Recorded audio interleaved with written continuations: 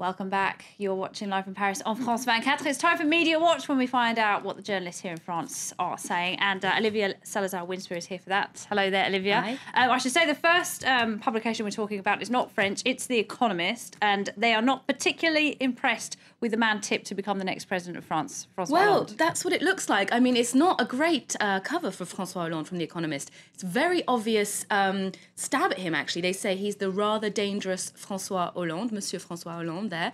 Of course, they're making a little joke with it. He told an audience in London that he wasn't dangerous when he was outlining his policies. He said, I'm not a dangerous man.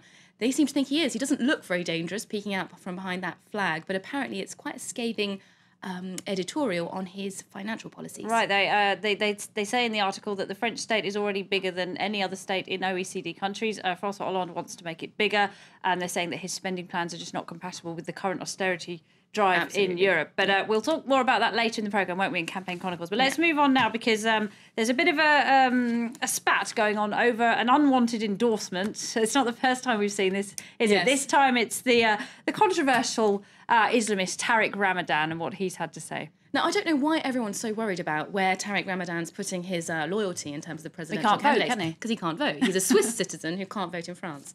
As we know, foreigners can't vote, like you and I, Laura.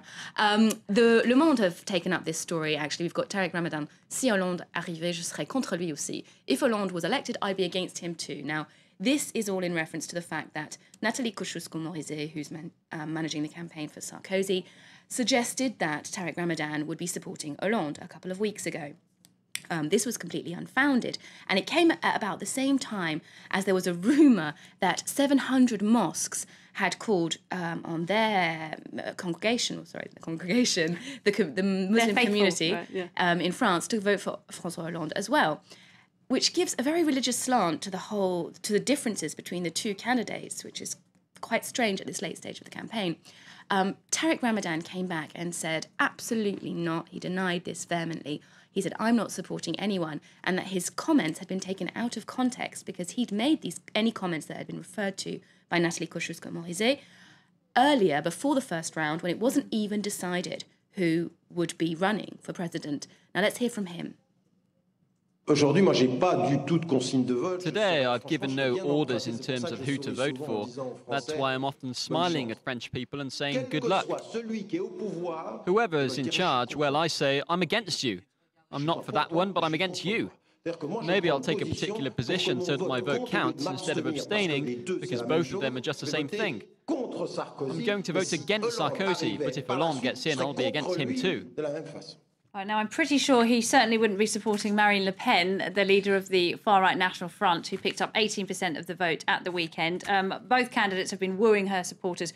But interestingly, one voice has come out saying she wouldn't be so bad for France, or she's less of a threat to French Jews, and that's the head of the Jewish organisation, CRIF. Exactly. This is Tell not us about this. a voice you thought that you would hear in support of Marine Le Pen. And it's strange because this is a very small, very French story that actually kind of expanded quite a lot on the internet this afternoon in terms of editorial reactions.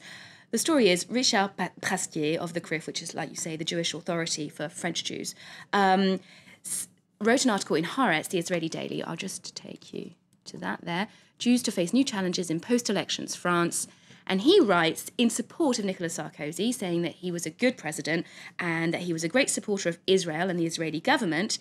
And he goes on to say that Hollande is actually hostile towards Israel, and Jean-Luc Mélenchon from the leftist front, who could eventually align with Hollande, is actually an anti-Zionist, and they represent much more of a threat for the French people, French Jews, than Marine Le Pen from the far right.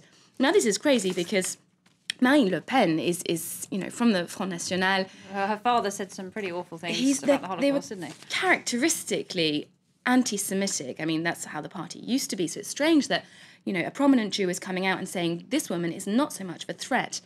Rue 89 reacted saying this is the new anti-Semitism on the left, which is what Richard Pasquier accused them of. But the interesting thing that he said is that Marine Le Pen could actually appeal to certain Jewish voters with her views on Islam and immigration. And of course, that was taken up by other editorialists who have aligned that to what Nicolas Sarkozy said at the beginning of the week, which was she's not totally incompatible with Republican values in what many see a kind of creeping popularity of Marine Le Pen and pushing her into the mainstream. And dragging the centre-right with her. All right, now let's talk about Bernadette Chirac. She's the wife of the former French president, of course, Jacques Chirac. She's made a few comments, wanted or otherwise, on the campaign so far. What has she been saying? Yeah, Bernadette Chirac has put in an appearance on the campaign trail. All of 79 years old. She's out there pounding pavements for her candidate, who is Nicolas Sarkozy, of course, from the UMP, the same party as her husband. She was out in Paris trying to convince any last-minute voters that Nicolas Sarkozy was her man and he was the best one for France. She also gave us her views on BFM TV, the French channel, on who she thought would win the second round. Let's hear from her. Des gens qui veulent la victoire. All right, we can't hear it. Nicolas Sarkozy will be re-elected at the second round. If he's not, it will be François Hollande. Wow, stunning insight. I think that's something we all kind of Talk knew. about stating the obvious. Anyway, thanks for that, Bernadette.